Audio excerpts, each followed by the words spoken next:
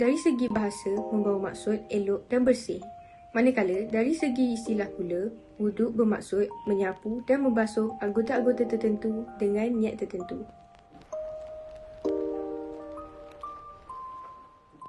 Wuduk merupakan perbuatan menyucikan diri dengan air seperti sebelum beribadah, iaitu bersembahyang.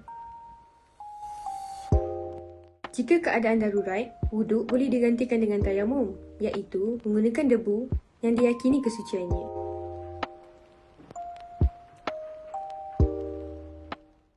Ayat Quran yang berkaitan dengan wuduk ialah surah Al-Maidah ayat 6.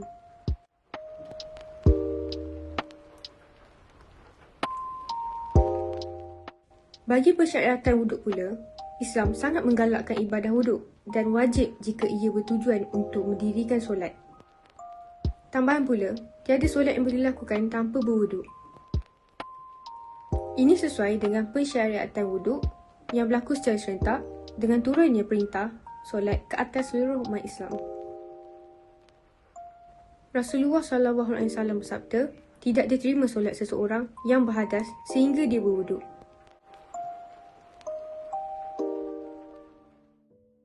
Ialah wuduk dan kaitannya dengan sains. Yang pertama ialah wuduk merangsang aura positif.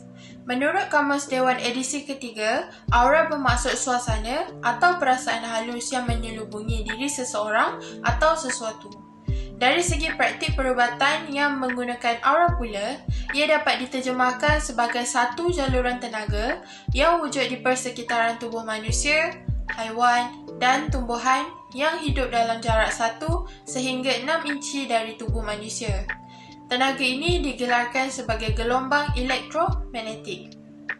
Aura ini sangat mempengaruhi karakter, mental, emosi, kesihatan jasmani, kecergasan dan juga laluan hidup seseorang manusia itu. Aura yang terdapat pada tubuh seseorang itu juga boleh berubah mengikut masa dan keadaan.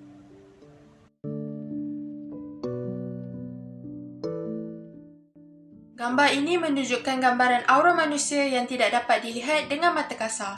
Apabila melihat kepada kepentingan aura terhadap penjagaan kesihatan jasmani dan rohani manusia, para sains mula mengkaji mengenai faktor-faktor yang boleh dibentuk melalui aura positif di dalam diri seseorang itu. Antaranya seperti seorang saintis dalam bidang fizik iaitu Dr. Sarah Brewer. Dia mendapati bahawa aliran air pada bahagian tubuh manusia memberi kesan positif kepada aura seseorang. Oleh itu, wuduk yang merupakan suatu ibadah kepada orang Islam yang menggunakan air dan dialihkan kepada bahagian tubuh tertentu sudah pasti mampu membentuk aura positif pada diri seseorang. Seterusnya, saya serahkan kepada Anis. Seterusnya, wuduk merangsang pusingan biologi manusia dengan merangsang kawasan-kawasan tertentu yang dikenali sebagai kawasan aktif biologi atau biological active spot.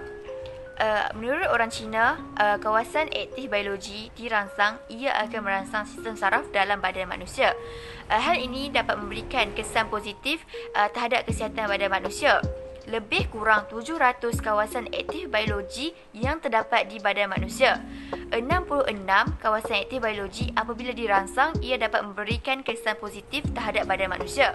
61 daripada 66 merupakan kawasan wuduk utama untuk umat Islam. Lagi 5 iaitu dari kawasan buku lari dan juga lutut, iaitu merupakan kawasan yang disunatkan berwuduk.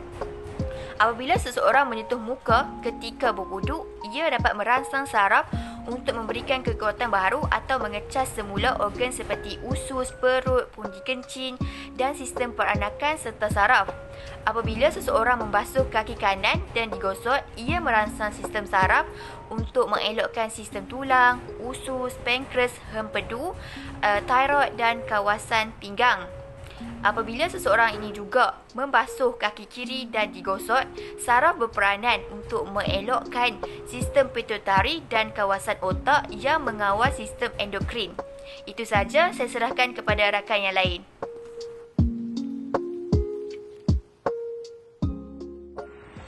Seterusnya, saya akan menerangkan elemen saintifik wuduk yang ketiga iaitu dapat membersihkan bakteria. Berwuduk dapat mencegah kita daripada masuknya kuman yang akan menyebabkan penyakit melalui kulit.